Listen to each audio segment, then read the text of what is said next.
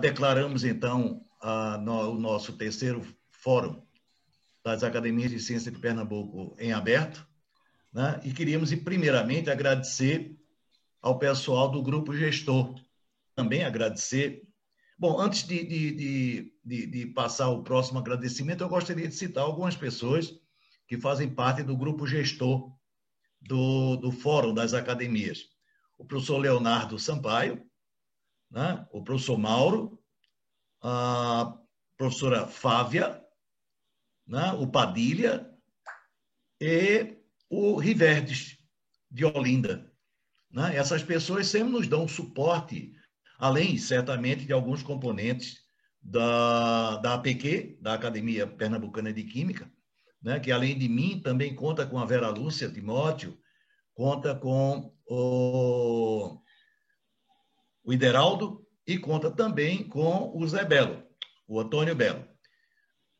Um colega nosso que, lamentavelmente, não vai poder estar presente hoje aqui na nossa reunião, por estar adoentado.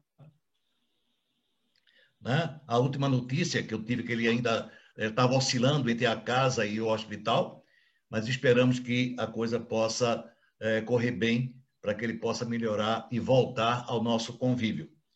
Além de agradecer a esse grupo gestor, que dá esse suporte, dá essa segurança para nós levarmos adiante esse fórum, eu quero agradecer também, em particular, a todos os participantes do fórum, né? Sejam os palestrantes ou os debatedores, que certamente sacrificaram uma parte de suas obrigações diárias, né? As suas grandes obrigações científicas, e atenderam a esse chamamento para nos abrilhantar com suas palestras, suas palavras, suas opiniões a respeito dos temas que nós vamos discutir no dia de hoje.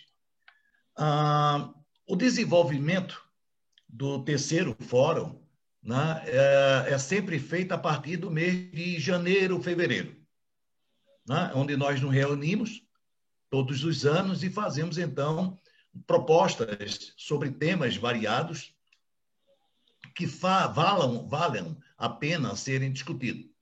Esse ano, sem dúvida nenhuma, nada chamou tanta atenção no mundo científico e social do que a própria pandemia do coronavírus. Né? Só que o que acontece? Nós idealizamos que essa reunião, esse encontro, pudesse falar não sobre o lado mau, o lado ruim da pandemia. E nós tomamos como tema central o legado de aprendizagem deixado pela pandemia 2020. Né? Queríamos e queremos escolher, né, e coletar, pensar tudo de bom que essa pandemia pôde deixar de aprendizagem, de experiência para o futuro. Né? Desse legado de aprendizagem, nós colocamos 2 temas que talvez, acredito que os senhores concordam, que sejam os mais importantes, os mais apresentados, estão mais presentes no nosso dia a dia, que são a educação e a saúde, né? Que é também uma forma de sobrevivência da própria humanidade. Então, esses 2 temas, a educação, que será, aliás, na verdade, um subtema, né? O subtema é educação, que será foco do dia de hoje. E amanhã nós vamos, então, explorar o tema saúde, tá? E vermos o que foi que nós podemos ganhar de experiência nessa área. Para que a gente não se alongue mais e tente privar vocês de alguma coisa importante do ponto de vista dessa nossa reunião, eu gostaria de passar a leitura do mini currículo, né? E foi realmente um mini currículo bem enxuto, né? Do Dr. Mozart Ramos Neves, né? Que nos mandou e que sempre nos atende, né? E que eu tenho muito orgulho em apresentá-lo, pelos laços de amizade que nos unem. Eu passarei a informar alguns pontos, alguns itens de destaque da vida profissional do Dr. Mozart. Engenheiro químico pela UFPE, em 1977. Depois, doutorado em Química na Unicamp, em 82. Pós-doutorado na Universidade Politécnica de Milão, em 88. Professor da UFPE no período de 77 a 2013. Em seguida, escolhido pró-reitor acadêmico da UFPE. Presidiu o Fórum Nacional Pró-Reitores das Universidades. Em seguida, foi reitor da UFPE por 2 períodos, entre 96 e 2003. Teve 2 mandatos. Em seguida, foi presidente executivo do Todos pela Educação, entre 2007 e 2010. Membro do Conselho Nacional de Educação, em 2008. Aliás, 2018, diretor de articulação do Instituto Ayrton Senna entre 2014 e 2019. Em 2008, foi eleito pela revista Época como uma das 100 pessoas mais influentes do Brasil. Foi agraciado com as seguintes comendas: Personalidade das Artes, Ciências e Letras da França, em 2006. O Educador Internacional do Ano, pelo IBC, Cambridge, em 2005. Cavaleiro da Ordem do Mérito da República Italiana, em 2002. E atualmente é titular da Cátedra Sérgio Henrique Ferreira, do Instituto de Estudos Avançados da USP.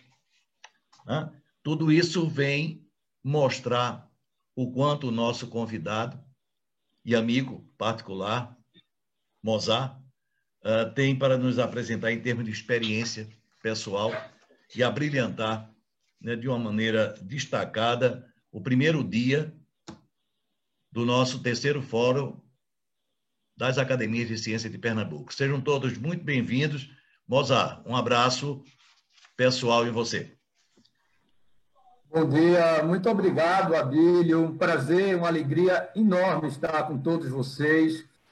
Você esqueceu só uma coisa, talvez a mais importante do meu currículo. Eu fui seu aluno. Então, isso é uma coisa que, para mim, me deixa sempre muito honrado, porque, como eu disse antes de começar o evento, o que a gente, de certa forma, realiza ao longo da vida vem da educação que recebe dos pais e dos bons professores que nós tivemos. E você foi um desses bons professores, Abílio, que me inspirou, juntamente com o professor Schuller, Ivan Pita, Trelar, Hugo Valpasso. Então, e quero ainda, antes, lembrar do professor Câmara Lima, no Colégio São Bento.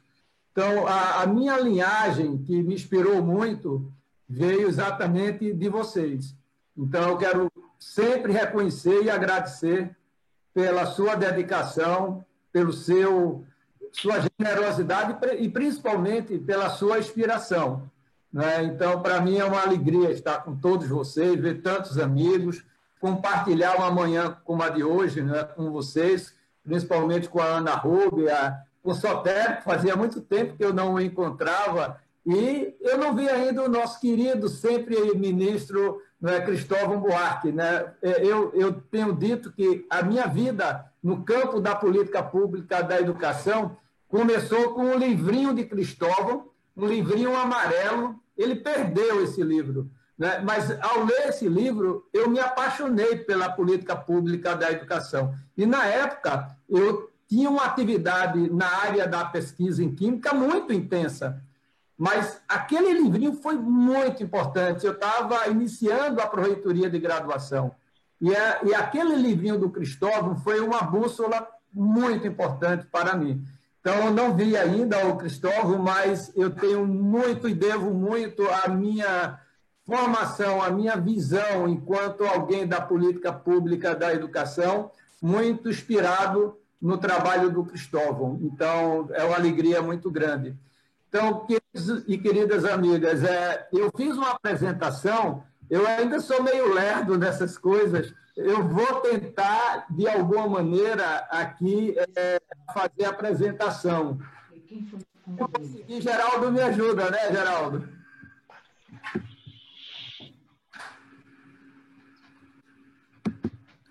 Então, estão vendo? Sim.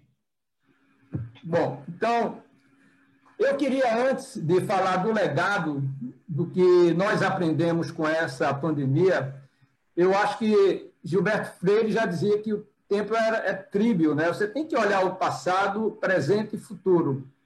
E eu queria, antes, dar uma ideia do tamanho do desafio que nós tínhamos no campo da educação.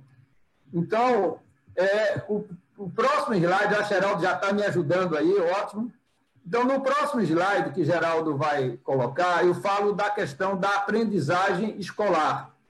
Pode passar, Geraldo, e passe o seguinte também, por favor. Pronto. Não, o anterior.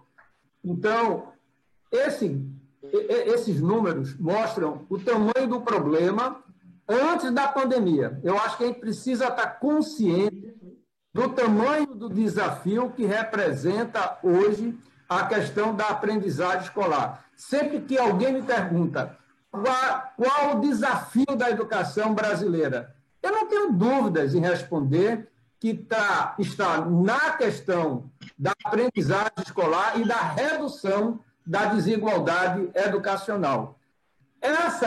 Esse slide que eu estou compartilhando com vocês agora são dados do Brasil, de escolas públicas e particulares. O que é que esses números mostram? Em 2017, de cada 100 alunos que concluíam o ensino médio, só 29 aprenderam o que seria esperado em língua portuguesa. Em matemática, pasmem, apenas 9. E olha que de 99 para cá, portanto, 20 anos, nós estamos praticamente estagnados do ponto de vista da aprendizagem escolar. Né? Aí a gente depois não sabe porque é que um jovem que ingressa nas ciências exatas, né, nas engenharias, a gente tem um índice de reprovação em cálculo 1, em física 1, tão grande.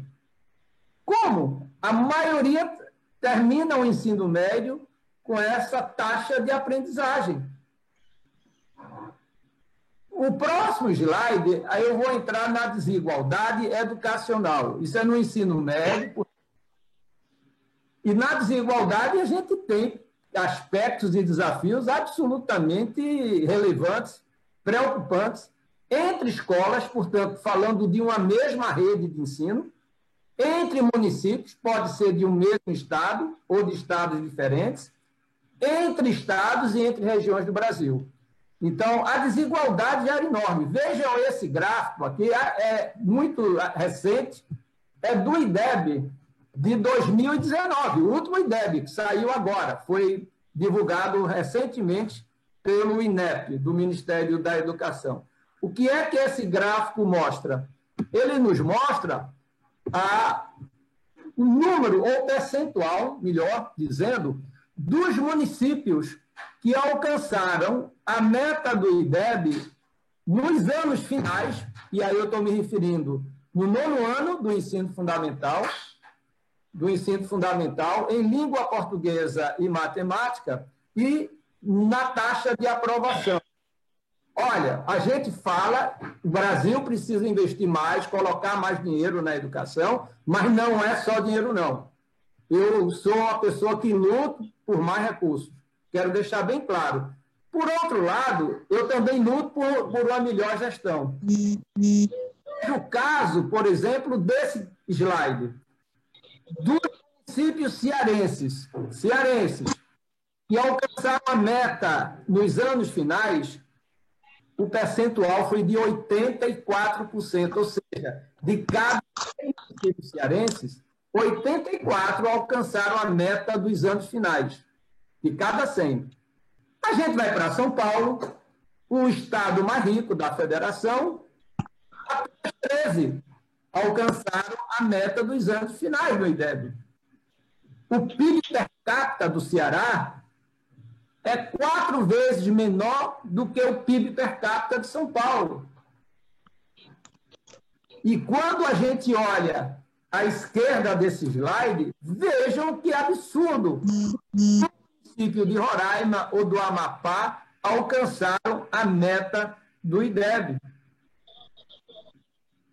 Então, isso mostra a desigualdade entre estados, entre unidades da federação, olhando os anos finais do ensino fundamental. No próximo slide, eu trouxe aí algo para a gente se debruçar sobre 2 municípios.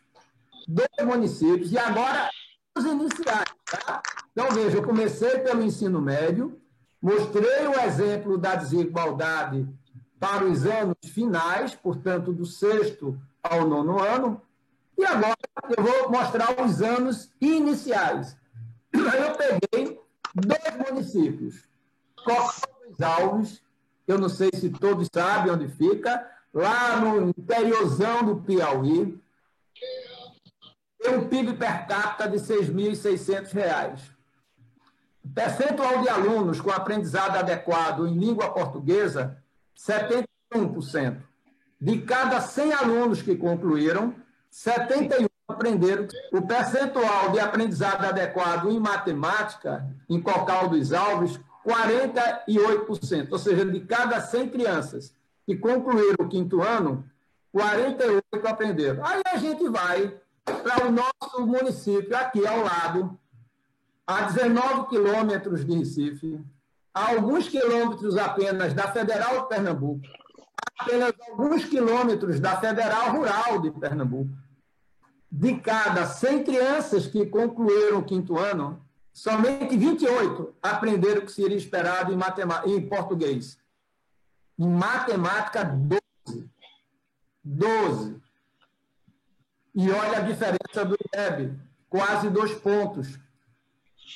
Então, isso mostra o tamanho da desigualdade que a gente tem. Será que é mais dinheiro só? Eu acredito que não.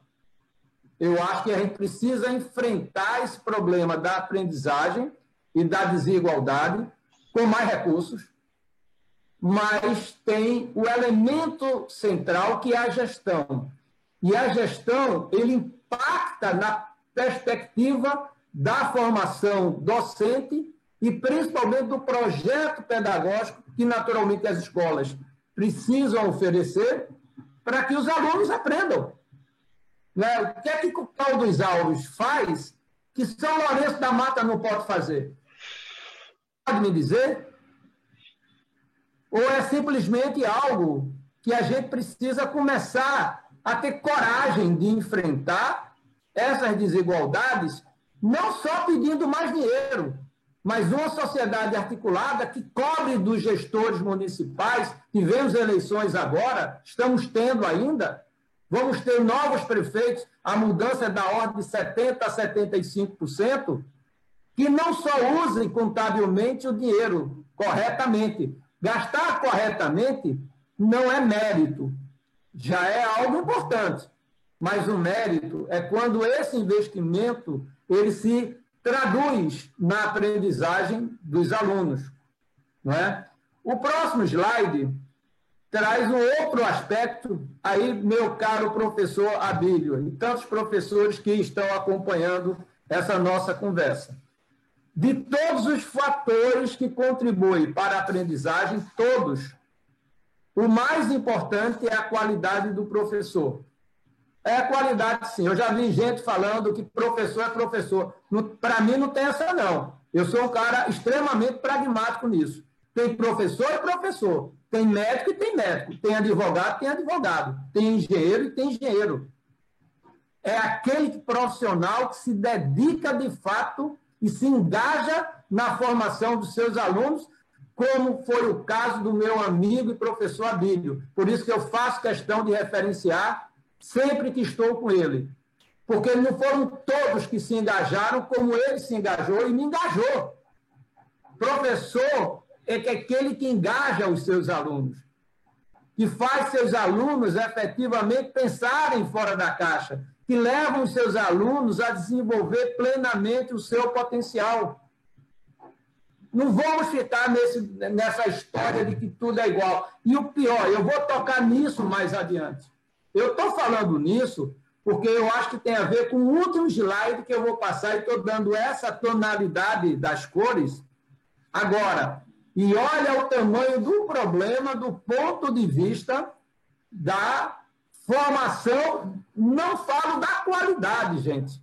Olha esse gráfico. Isso eu não estou inventando, não. Esse gráficozinho, não fui eu que pintei, não.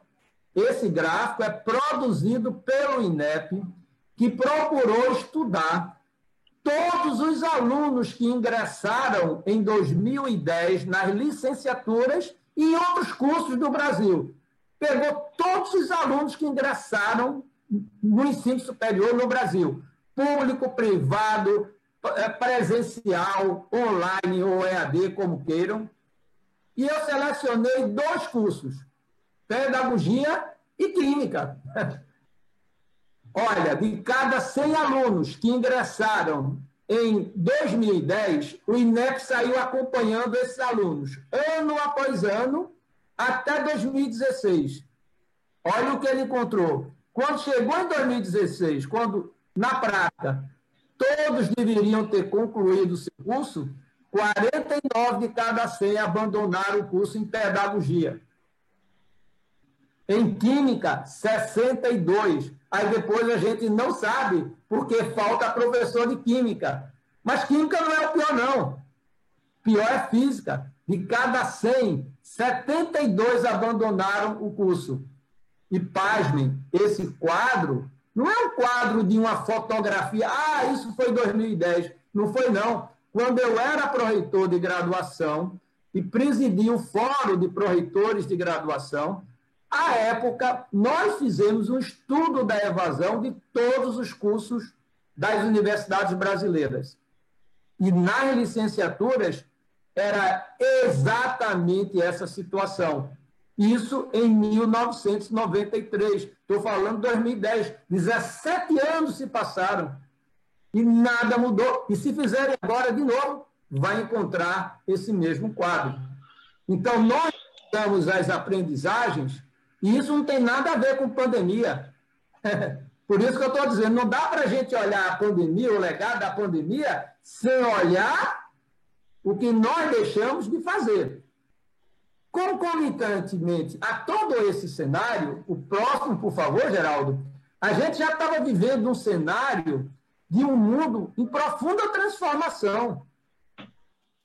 Inteligência artificial para a educação, plataformas adaptativas, a exigência de novas competências para se viver nesse mundo. Na minha época, quando eu me formei, e de uma boa parte dos que estão aqui, quando a gente tirava o diploma, obtinha o diploma de nível superior, era comum, e foi o que aconteceu comigo, meu pai ter dito, agora eu tenho meu filho preparado para a vida. Porque era um mundo em que você tinha um curso superior e aquilo ali era ponto de chegada. Hoje não é mais. O próximo slide vai mostrar uma pesquisa, por favor, que foi feita em 2018 com várias empresas de multinacionais, tecnologia ou não, mas tipo a Apple, Google, Bank of America, IBM, Publix, né, Starbucks, que no passado, e não um passado não muito remoto, eles exigiam para todas as funções estratégicas da empresa o diploma de nível superior. Hoje, parte dessas funções, eles não querem, não estão mais preocupados com o diploma. Eles estão preocupados com as novas competências que essas pessoas que vão ocupar essas funções desenvolveram ao longo da sua vida. O que é que isso remonta para a gente? O que é que isso traz para a gente antes de pandemia? E precisamos preparar e formar pessoas não somente com o cognitivo desenvolvido, mas também com outras competências para lidar com esse novo ambiente. E no próximo slide... Não, não é dessa forma que a saúde está sendo completamente privatizada, a educação está sendo privatizada, até a segurança pública não está privatizada. Ninguém está com o microfone aberto aí. Bom, então esse é o cenário que a gente tem, não é um cenário que a gente está criando, ele existe, é o mundo que está mudando e que a gente precisa entender qual é a educação que nós vamos precisar oferecer aos nossos estudantes. Então, o próximo slide, por favor, Geraldo. São competências que são importantes para se viver no século XXI. Trabalhar com criatividade, pensamento crítico, informação, influência das mídias eletrônicas, comunicação, trabalho colaborativo. Aí alguém pergunta, e como é que a gente faz para desenvolver isso nos nossos alunos? Eu já começo a dizer que aquela aula tradicional, onde o professor está como expositor e alunos sentados nas cadeiras, olhando e escrevendo, me desculpem, essa não vai ser mais a sala de aula do século XXI. Eventualmente, você pode até dar uma aula assim, mas uma aula como essa, você não vai promover a colaboração, a criatividade, o trabalho em equipe, e tudo isso é muito importante para, de certa maneira, viver no século XXI. Então, é preciso reinventar a sala de aula. Quer queira ou não queira. Quem não quer, fica olhando o retrovisor. E tem que ter a coragem para olhar para onde aponta o farol. Você pode não concordar, mas isso é a realidade do mundo que está aí. O próximo slide apenas revela uma coisa importante. Nada disso, vejam, nada disso está contra a nossa Constituição. A nossa Constituição de 88, no artigo 205, veja o que é que ela já colocava. A educação, que educação ele se referia, esse artigo? Para o pleno desenvolvimento da pessoa. O que é o pleno desenvolvimento da pessoa? É uma educação integral. Então, você apenas imaginar que vai formar pessoas apenas com conteúdos, como nós no passado tínhamos como grande foco, hoje a gente precisa ter, tanto na escola como na universidade, e também ao longo da formação continuada, uma educação que promova o desenvolvimento pleno das pessoas.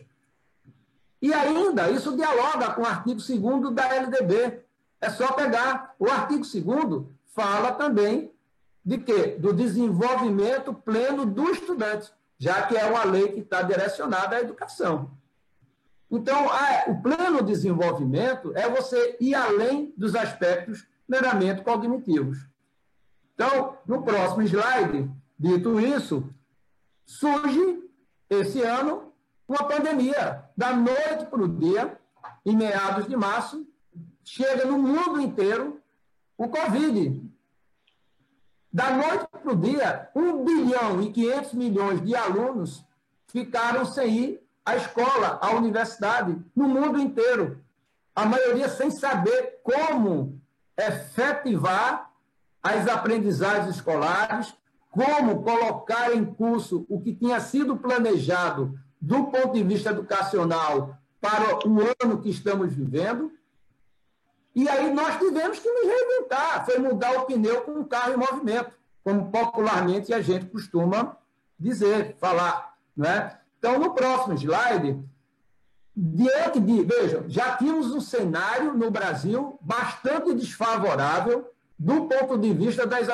Pode passar, Geraldo. Do ponto de vista das aprendizagens, bastante complexo. Por isso que eu quis mostrar isso antes. Não estou inventando, são números, estão lá. De escolas públicas e particulares. Mostrei as desigualdades. Então, já um grande desafio antes da pandemia. Tínhamos um outro desafio, que era a mudança, e é a mudança que o mundo já vinha, de alguma maneira, se realizando, se transformando. Mudanças estruturais cada vez mais frequentes, descontinuidades tecnológicas enormes. A inteligência artificial vai gerar plataformas adaptativas onde as aulas, o professor vai poder acompanhar cada aluno, trilhas de aprendizagens individuais. para que nenhum aluno deixe de aprender aquilo que é absolutamente importante. Obrigado. Então, veio a Covid e, ao mesmo tempo, uma situação de uma ausência de coordenação nacional na educação brasileira.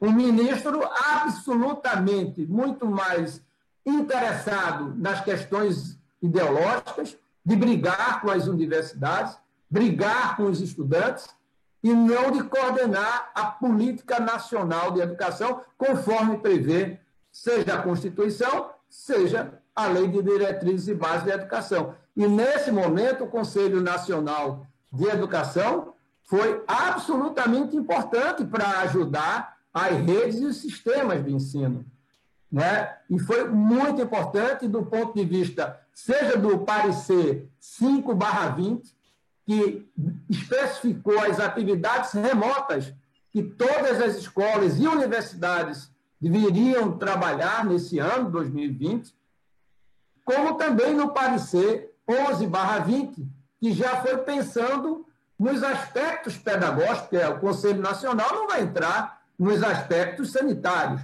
Isso aí cabe a uma outra esfera de atuação. Então, foi muito importante. Por favor, o próximo, Geraldo. Então, acho que o CNE exerceu como nunca, né, o seu papel, né, estratégico do ponto de vista de acolhimento socioemocional no retorno presencial, uma avaliação diagnóstica para saber como é que os alunos estão voltando. A gente viu, e essa pandemia descortinou com uma intensidade imensa a desigualdade de acesso à educação. Não estou nem falando da qualidade, de acesso. A gente viu que com 2, 3 semanas, boa parte das escolas particulares já estavam com seus currículos online, fizeram as adaptações, e as escolas públicas, e até hoje, tem municípios aqui em Pernambuco que até hoje não conseguiram oferecer atividades remotas e os alunos estão sem estudar. Por que é que eu estou chamando a atenção? Se nós já tínhamos, isso é um legado que, infelizmente, nós vamos ter que enfrentar juntos. Ou a gente entende, né, que a desigualdade vai ainda mais crescer em função de todo esse cenário que nem todos os alunos tiveram acesso ao ensino remoto. E outros até tiveram, mas não se adaptaram. Essa é uma outra questão. Né? Então, esse ambiente aí, o Conselho Nacional foi muito importante, mas o problema e o legado ainda continuam. Né? O que fazer com as aprendizagens que não foram desenvolvidas ao longo desse ano? O próximo slide, por favor, Geraldo. O que fazer? Aí veio, na resolução 11/20, e mais recentemente, na última resolução, que ainda está para ser homologada pelo MEC, e o MEC não só não coordena, e como também não dá celeridade de vida ao trabalho que o próprio CNE vem fazendo. A gente fez, a Maria Helena Castro, que foi a relatora dessa matéria, da implementação das diretrizes referentes à Lei 14.040, está 2 meses praticamente no Conselho Nacional, no Ministério da Educação, sem ser regulamentado, trabalharam e acompanharam tudo de perto. Um absurdo, nem fazem a coordenação nacional e nem dão a celeridade que deveriam dar. E a gente vai ter que fazer, como o Conselho Nacional está colocando, a fusão dos anos letivos de 2020 com 2021, esperando, Deus, que nós não tenhamos uma segunda onda e aí complique mais ainda todo o planejamento escolar para esses 2 próximos anos. Então, vamos ter que, de alguma maneira, trabalhar as aprendizagens essenciais, fundindo os 2 anos, 2020 com 2021. Mas, se brincar, a gente talvez vai ter que estender isso para 2022. Não tem como. Eu vi hoje uma decisão acertada, na minha opinião, do magnífico reitor da Federal de Pernambuco, professor Alfredo, vai ter que trabalhar 3 semestres mesmo, não tem outra alternativa. Não tem como. Vai ter que organizar de maneira diferente. Então, isso vai ser um desafio enorme que nós vamos ter que enfrentar. O próximo slide. E tudo isso nos levou como grande legado o seguinte, eu vou dizer uma coisa a vocês. Quando a pandemia começou, na primeira semana, algumas instituições me ligaram, me convidando para fazer uma palestra. Eu disse que usei como desculpa que eu não tinha agenda. Eu tinha agenda. Estou sendo bastante honesto com você. Eu tinha agenda, mas eu não me sentia preparado para fazer uma palestra. Eu já dei centenas de palestras ao longo da minha vida, mas me senti inseguro de fazer uma palestra olhando uma tela de computador, como disse antes do início do nosso evento, meu amigo Aloysio Sotero, ele disse, não, Mozart, é um presencial conectado. É verdade, mas até a gente se preparar. O que eu quero dizer com isso é que nós, de alguma maneira, percebemos a importância de como usar essas novas tecnologias, essas novas metodologias, para nos ajudar no processo de formação. Então, alguns até dizem, mas, Mozart, como é que a gente vai avaliar os alunos nesse período de pandemia? Será que ele não vai abrir o livro? Será que ele não vai consultar a internet? Quem respondeu isso para mim foi um outro aluno, uma aluna, na verdade. Ela me disse o seguinte, mas, professor, se a resposta da pergunta já estava no livro ou na internet, aquela não deveria ser a pergunta que deveria ser feita. Olha que bacana. A pergunta que o professor deve fazer é aquela questão que ainda não está posta. E que ele use o livro-texto, que ele use a internet. A pesquisação passa a ser uma estratégia importante para o desenvolvimento, inclusive daquelas habilidades que eu falei anteriormente, como desenvolver pensamento crítico, criatividade, trabalhar em time, em colaboração, né? Abertura ao novo, porque resiliência emocional. Então, essa aluna foi muito objetiva, ela foi muito feliz. Se a pergunta já estava no livro, essa não era a pergunta que deveria ser feita. O que os professores devem fazer é perguntar sobre questões novas que não estão colocadas e que a gente tem a possibilidade de pesquisar, de buscar o novo, de trabalhar a pesquisa, desenvolver algo que não está necessariamente no livro-texto, porque senão pode ser simplesmente uma decoreba de conteúdos. Isso foi dito por uma aluna, né? E isso gerou um ótimo debate, mas o ensino híbrido, e o ensino híbrido que eu me refiro, não é somente você juntar como alguns estão fazendo. Vai ter tanto percentual de presencial com tanto percentual de online. Não é isso o ensino híbrido. O ensino híbrido, tem muitos químicos aqui, sabem que quando os orbitais atômicos se hibridizam para formar ligações, ele tem outro contorno. O orbital sp3, né, Sotero? Eu aprendi com o Sotero lá na educação básica, lá no ensino médio. Ele sai do orbital esférico S, os orbitais P com forma de halteres, eles se hibridizam para formar ligações químicas. Então, o ensino híbrido não é simplesmente pegar uma parte de um com a parte do outro, você pode fazer isso, mas isso não é híbrido. O híbrido é quando você integra essas tecnologias à sua sala de aula. Eu acho que esse legado vai exigir uma nova formação de professores. Eu fui convidado pela GV, pelo ex-ministro da Educação, Henrique Paim, para dar um curso de ensino médio. E aí eu estava muito sem tempo. Ele disse, não, Mozart, mas é uma coisa, você já tem textos de ensino médio e gravar 10 aulas. Olha, o que eu apanhei no texto que eu produzi, porque eu tinha aquela concepção do texto da aula presencial, do professor acompanhando, do aluno acompanhando os professores. E ela disse, não, Mozart, o teu texto tem que ser autoexplicativo. O aluno não vai estar ao teu lado. Olha, o que eu aprendi nesse curso, eu acho que eu aprendi mais do que ensinei. Então, eu acho que a gente está diante de um cenário, o próximo slide, por favor, cuja pergunta é, de qual professor vamos precisar? Essa é a pergunta que a anterior, de qual professor vamos precisar? Então, essa é uma resposta que não vai ser mais, me perdoem, eu sei que alguns não concordam, mas eu não estou mais nem em idade também para ser apenas jogar para a plateia e dizer aquilo que eu acredito e respeito também quem não concorda comigo. Eu acho que a beleza do mundo e da vida é você ter a diversidade nas opiniões, nas críticas, saber respeitá-las, mas o professor que eu imagino não vai ser mais aquele professor como eu fui. Então, eu prefiro dizer eu, de pegar meus apontamentos, procurar fazer a melhor lousa do mundo, toda colorida, bonitinha, os alunos copiando. Me perdoe, essa não vai ser mais a sala de aula. E vamos precisar formar professores com outras características, com outras habilidades. O que é que eu quero dizer com isso? A universidade precisa repensar os seus cursos de formação de professores. Não dá mais. Até porque, lembra o slide que eu mostrei anteriormente?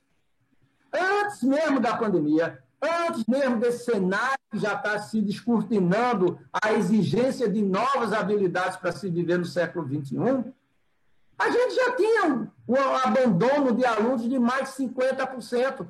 E isso, a maioria, é porque não se sente mais engajado, não vê sentido naquele curso. Quando o aluno está engajado no trabalho de PIBID, de iniciação à docência, iniciação científica, com coisas que fazem sentido ao projeto de vida dele, duvida que ele deixe a universidade. Então, o professor vai precisar passar por uma mudança profunda na sua formação, caso a gente queira sobreviver. Tem gente que gosta, não gosta quando fala isso, mas é verdade. Eu costumo dizer que o pai verdadeiro, não estou querendo ser pai de ninguém, o pai verdadeiro é aquele que diz o que o filho precisa ouvir, não aquilo que ele gostaria de ouvir. Essa é a realidade, pelo menos para mim, pelo menos naquilo que eu estou lendo no mundo inteiro. E aí vem o último slide. E as universidades? O que tem a ver com isso? Tudo. Tudo. Se a universidade... Olha, para mim, eu tenho conversado muito com os reitores. Aloysio, eu tenho conversado com reitores e dito a eles o seguinte: na minha visão, na minha humilde visão, ninguém tem dúvida do papel das universidades em relação à ciência, à tecnologia, à formação de mestres, doutores. Ninguém está aqui discutindo isso, não. Isso aqui já é jogo jogado, como a gente costuma dizer. Isso é ponto de partida. Na minha visão, a universidade pública, principalmente, ela vai ganhar a musculatura social que ela vai precisar para enfrentar os próximos anos, e os anos que eu estou falando é 2, 3 anos, não, anos do futuro que virão. É se ela entender que a educação básica não é apenas importante, ela tem que ser estratégica, ela tem que ser prioritária para o ensino superior. Quem não for capaz de entender isso, na minha opinião, vai estar absolutamente olhando o retrovisor. E eu posso me aprofundar mais sobre isso. O tempo não permite. Mas a Universidade Brasileira, ou ela coloca a educação básica como prioridade, e não apenas como importante, como prioridade. Se hoje eu fosse reitor de uma universidade, eu criaria uma pró-reitoria da educação básica, só para cuidar da articulação do ensino superior com a educação básica. Integrar a universidade em torno da educação básica, para enfrentar os desafios que a educação básica já tinha, que se ampliaram com a pandemia, mas deixam o legado para a universidade de uma grande janela de oportunidade, de capilaridade social da sua atuação em prol do desenvolvimento desse país. Muito obrigado.